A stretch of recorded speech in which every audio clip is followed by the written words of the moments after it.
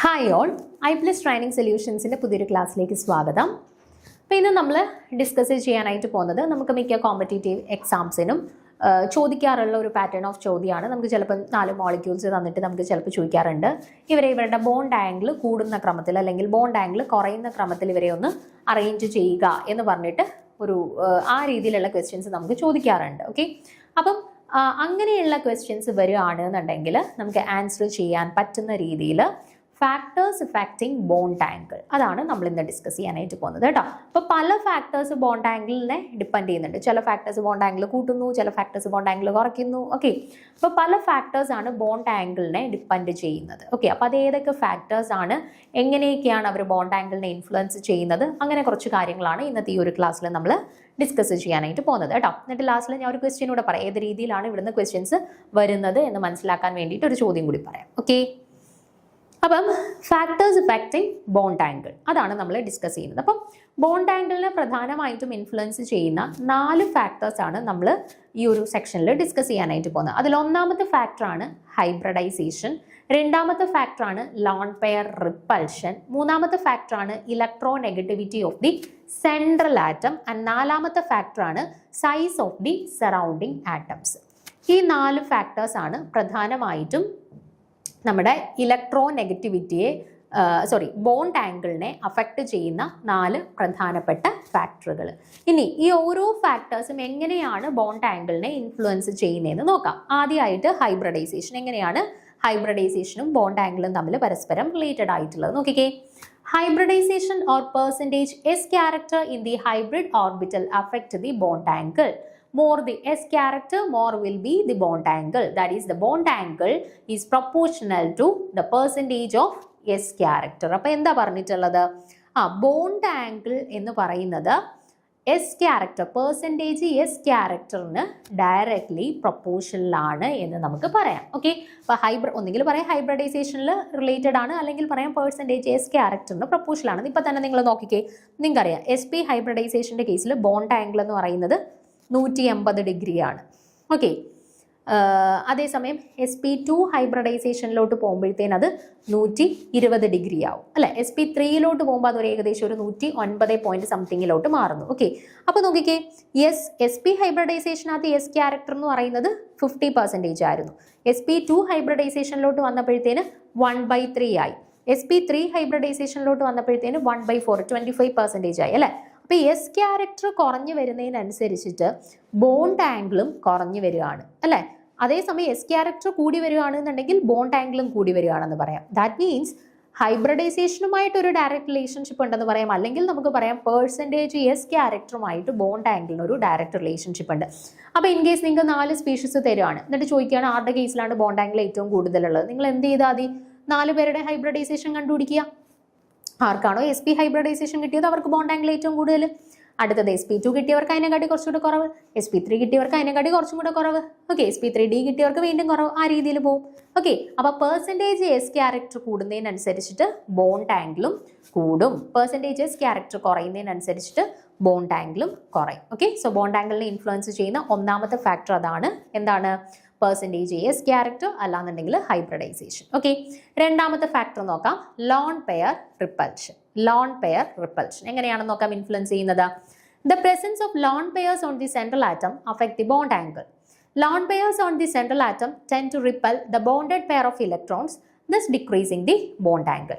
അപ്പോൾ നോക്കിക്കേ, lone pairs ഉള്ള സ്പീഷീസ് വരുന്ന സമയത്ത് യൂഷ്വലി ഈ ലോൺ പെയർ ഓഫ് ഇലക്ട്രോൺസും അതേപോലെ തന്നെ ബോണ്ട് പെയർ ഓഫ് ഇലക്ട്രോൺസും തമ്മിൽ ഒരു റിപ്പൾഷൻ നടക്കാം. റിപ്പൾഷൻ നടക്കുമ്പോഴത്തേന് സ്വാഭാവികമായിട്ടും അവരുടെ ബോണ്ട് ആംഗിൾ റെഡ്യൂസ് ചെയ്യാം, അല്ലെങ്കിൽ ബോണ്ട് ആംഗിൾ ഡിക്രീസ് ചെയ്യാനായിട്ടുള്ള ടെൻഡൻസി ഉണ്ട്. ഓക്കെ, യൂഷ്വലി ഒരു മോളിക്യൂൾ കൺസിഡർ ചെയ്യുന്ന സമയത്ത് അവർക്ക് ലോൺ പെയർ ഓഫ് ഇലക്ട്രോൺസ് ഉണ്ട് എന്നുണ്ടെങ്കിൽ ആ ലോൺ പെയർ ഓഫ് ഇലക്ട്രോൺസും യൂഷ്വലി ആ മെറ്റൽ ആറ്റത്തിലുള്ള ബോണ്ട് പെയേഴ്സും തമ്മിൽ റിപ്പൾഷൻ സംഭവിക്കാം. അങ്ങനെ റിപ്പൾഷൻ സംഭവിക്കുന്നതിൻ്റെ ഭാഗമായിട്ട് അവരുടെ ബോണ്ട് ആംഗിൾ ഡിക്രീസ് ചെയ്യാനായിട്ട് സാധ്യതയുണ്ട്. അപ്പം ലോൺ പെയേഴ്സ് ഉള്ള കേസിൽ എന്ത് സംഭവിക്കാം? ബോണ്ട് ആംഗിൾ റെഡ്യൂസ് ചെയ്യാൻ സാധ്യതയുണ്ട്. ഓക്കെ, അപ്പോൾ എക്സാമ്പിളായിട്ട് നോക്കിക്കാൻ നിങ്ങൾ CH4 മീഥേൻ്റെ കേസ് എടുത്ത സമയത്ത്, മീഥേൻ്റെ കേസിൽ നമുക്കറിയാം 4 ബോണ്ട് പെയേഴ്സ് മാത്രമേ ഉള്ളൂ. ലോൺ പെയേഴ്സ് വല്ലതും ഉണ്ടോ? ഇല്ല. അപ്പോൾ അവരുടെ കേസിൽ ബോണ്ട് ആംഗിൾ എന്ന് പറയുന്നത് ഏകദേശം 109 ഡിഗ്രി ആയിരുന്നു. ടെട്രാഹെഡ്രലാണ്. സോ അവരുടെ ബോണ്ട് ആംഗിൾ എന്ന് പറയുന്നത് ഏകദേശം 109 ഡിഗ്രി ആയിരുന്നു. പക്ഷേ വാട്ടറിന്റെ കേസ് വന്നപ്പോഴത്തേനോ 2 ലോൺ പെയർസ്. NH3യുടെ കേസ് വന്നപ്പോഴത്തേന് 1 ലോൺ പെയർ. അവരുടെ കേസിൽ ബോണ്ട് ആംഗിൾ 109 നിന്ന് കുറഞ്ഞ് 107 ആയി. ദെൻ വാട്ടറിലേക്ക് വന്നപ്പോൾ 2 ലോൺ പെയേഴ്സ്. അപ്പോൾ അവരുടെ 107 നിന്ന് വീണ്ടും കുറഞ്ഞ് 104 പോയിന്റ് സംതിങ്ങിലേക്ക് മാറി. ഓക്കെ, അപ്പോൾ ലോൺ പെയർ ഓഫ് ഇലക്ട്രോൺസ് കൂടുന്നതിനനുസരിച്ച് അവിടെ റിപ്പൽഷൻസ് കൂടുന്നു. അതിന്റെ ഭാഗമായിട്ട് എന്ത് സംഭവിക്കുന്നു? ബോണ്ട് ആംഗിൾ കുറഞ്ഞുകൊണ്ടിരിക്കുകയാണ്. അപ്പം നമുക്ക് 4 സ്പീഷീസുകൾ തന്നു കഴിഞ്ഞാൽ അവിടെ ലോൺ പെയേഴ്സിന്റെ എണ്ണം കൺസിഡർ ചെയ്യാം. ലോൺ പെയേഴ്സിന്റെ എണ്ണം കൂടുന്നതിനനുസരിച്ചിട്ട് ബോണ്ട് ആംഗിൾ കുറഞ്ഞു വരുന്നു. ഓക്കെ, എക്സാമ്പിൾ ആയിട്ട് നിങ്ങൾ CH4, NH3, H2O ഈ 3 പേരെയും കൂടെ കമ്പയർ ചെയ്താൽ മതി കേട്ടോ. അപ്പൊ അത് ഓർത്തിരിക്കുക. ലോൺ പെയേഴ്സ് കൂടുന്നതിനനുസരിച്ചിട്ട് ബോണ്ട് ആംഗിൾ കുറഞ്ഞു വരും. ഓക്കെ, ഇനി മൂന്നാമത്തെ ഫാക്ടറാണ് electro negativity of the central atom. ആരുടെയാണ്? സെൻട്രൽ ആറ്റത്തിന്റെ ഇലക്ട്രോ നെഗറ്റിവിറ്റി. അതായത് ഇപ്പൊ NH3 nitrogen, ClF3 chlorine. Okay, central ആറ്റത്തിന്റെ ഇലക്ട്രോ നെഗറ്റിവിറ്റി ആണ് നമ്മൾ കൺസിഡർ ചെയ്യുന്നത്. നോക്കിക്കേ, more electro negative the central atom is more will be the bond angle. The electro negativity is directly proportional to the bond angle. അപ്പം central ആറ്റത്തിന്റെ electro negativity കൂടുതലാണ് എന്നുണ്ടെങ്കിൽ bond angle കൂടുതലായിരിക്കും. Okay, central ആറ്റത്തിന്റെ electro negativity കൂടുതലാണ് എന്നുണ്ടെങ്കിൽ അവരുടെ bond ആംഗിളും കൂടുതലായിരിക്കും.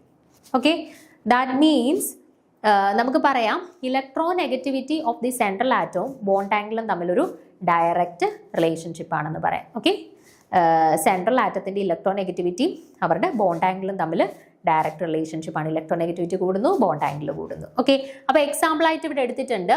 നമ്മൾ NH3യും PH3യും കൂടെ കൺസിഡർ ചെയ്ത് കഴിഞ്ഞാൽ NH3യിൽ സെൻട്രൽ ആറ്റമായിട്ട് വരുന്ന നൈട്രജൻ ആണ്. PH3യുടെ കേസിൽ സെൻട്രൽ ആറ്റമായിട്ട് വരുന്നത് ഫോസ്ഫറസ് ആണ്. അല്ലെ, മോർ ഇലക്ട്രോ നെഗറ്റീവ് ആയിട്ടുള്ള ആളാരാണ്?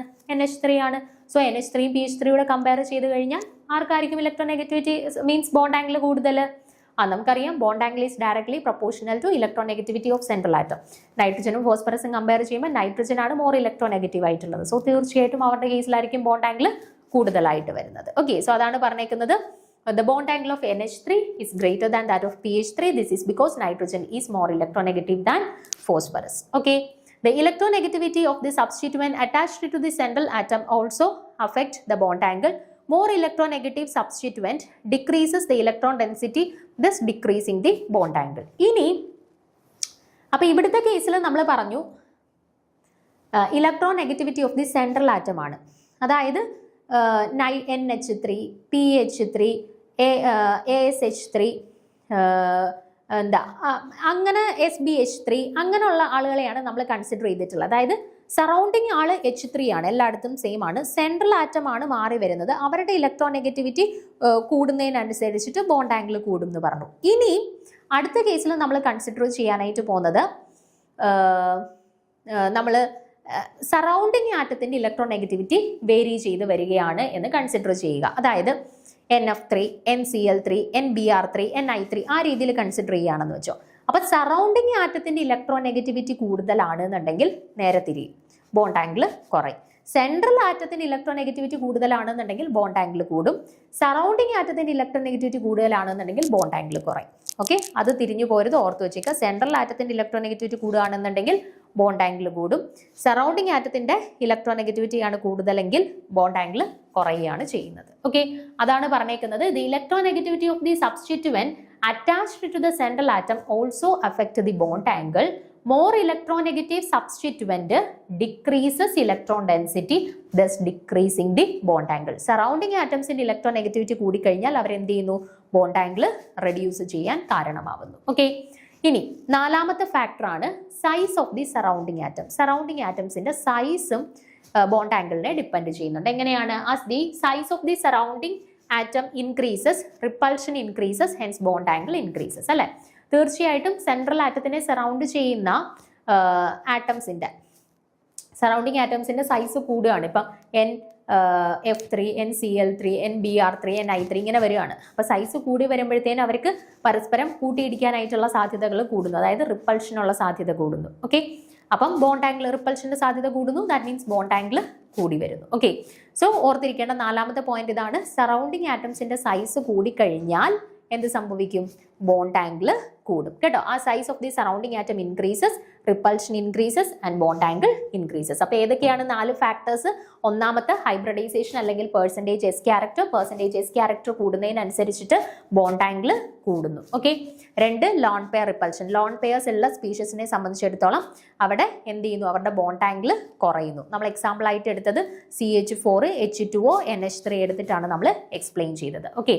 മൂന്നാമത്തത് electronegativity of the central atom. Central ആറ്റത്തിന്റെ ഇലക്ട്രോനെഗറ്റിവിറ്റി കൂടുന്നതിനനുസരിച്ചിട്ട് ബോണ്ട് ആംഗിൾ കൂടുന്നു. എന്നാൽ സറൗണ്ടിങ് ആറ്റംസിന്റെ ഇലക്ട്രോനെഗറ്റിവിറ്റി കൂടുന്നതിനനുസരിച്ചിട്ട് ബോണ്ട് ആംഗിൾ കുറയുന്നു. ഓക്കെ.